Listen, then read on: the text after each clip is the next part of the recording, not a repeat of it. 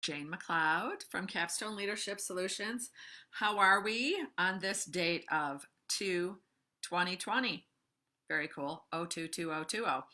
So let's appreciate that about it. If you woke up this morning as well and it was 16 below, I thought about you, my friends, up in International Falls, worried about you today. Um, and I hope you're somewhere where you're staying nice and warm and cozy. All right. Let's talk about conflict in the workplace. And I don't even want to call it intergenerational conflict. Although that's what it turns out to be, it doesn't have to be. So, the number one reason that we have conflict in a workplace is we want people to be like us and we want people to like us. We want people to be like us and we want people to like us.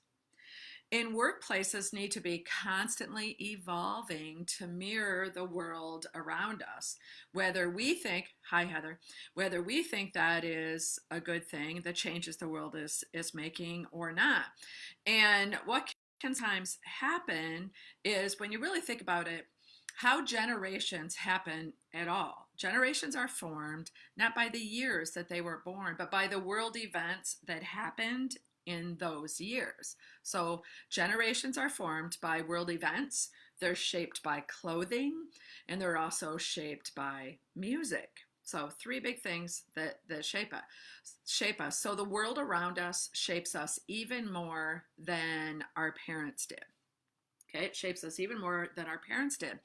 And so when you think about that, how can we say, I don't like that person, I don't appreciate the changes that they've made to their body or how they dress or what color they dye your hair because I don't accept that culture for myself in my home. And you know what? You can make that decision in your home.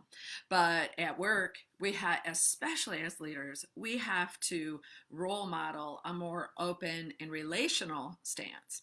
So I'm going to talk today about having a more relational stance at work than a rule stance. Now, I see my friend Susan Sliger has joined me, and I didn't tell her, we walked together last night. I didn't tell her what I was going to be talking about today. And she's probably freaking out right now going, because she's an HR leader, right? And she's a great HR leader. She's like, rules, rules, rules. But no, I know she would agree with me on this because she was our HR leader when several years ago in my hometown hospital, we noticed we'd already written our behavior standards. They were alive and well. People were doing really good. We had a great WMH team that was keeping them alive. And all of a sudden, we as leaders started to notice that cell phones were really becoming a problem. I mean, and just needed to know what is the hard line on them, right? What do we do about this? And so, as a team of leaders with input from both patients and other employees, we decided to take a hard line on them, that they just weren't appropriate. But instead of saying, no cell phone for you, never, it's not appropriate, what we did instead is we taught employees this is what the patient is perceiving. The patient is perceiving, you might be studying drug dosages, you might be reading up on a policy on your email that was just sent to you. You might be learning something in your downtime, but the patient's perception is you're checking your text messages, you're checking Facebook. We also had to talk to them about distractions at work, and they're very, very, very important work. Now, we loosened up with that a little bit later when our physicians asked us to because they really needed that little computer in the patient's room at the bedside. So then what do we have to do? We have to teach narrated care. We have to say to the patients and family members and our visitors, I'm going to take my phone out now and I'm going to look up a medication dose. Or you've just asked me a question about this new medication that I don't know. I could call pharmacy, but they're very busy people as well. So what I'm going to do instead is I'm going to read about that right now, and I'll show you my screen, right? I'll show you my screen. So we have to be, open and relational about it. And what I hear leaders say about tattoos and hair color is that most of our patient population is elderly and therefore is offended. Well, guess what? Most of those elderly patients have grandchildren with some wild hair and some crazy kicked up tattoos, right? And they love them anyway. They love them anyway. So, there's not any World War I or World War II vet that I ever took care of and saw, him or her in their unclothed state that they didn't have a tattoo. So we have to be really, really careful about that. And when you ask people about their tattoos, you're being in relationship with them and saying what's important to you. Quite obviously, tattoos are. What does that one mean, right? They usually tell a story. And when you interview your newest generation of workers that likely has a tattoo, it is related to something. People do that for a reason, right? Knowing that it's permanent, they do it for a reason. And that reason usually tells a story or tells about an experience. Or, you know what? In the case of, my son, it tells about his grandpa that he lost when he was too young and how he loved him and his memories of him.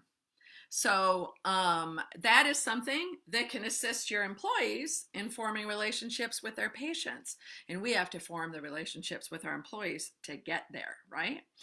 I'll never forget the time I was teaching a group of frontline charge nurses in a very, very large, very prestigious organization who prides itself on evidence-based practice in literally everything they do. And when you're there, they quote, what research, what literature, how they base their decisions on your care.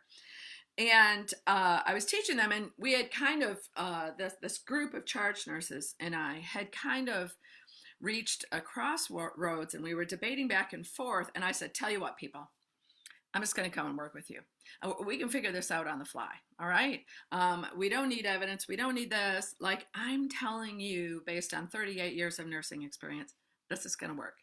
Let me get a job at your hospital and I'll prove it to you. Well, you should have seen the look on their face.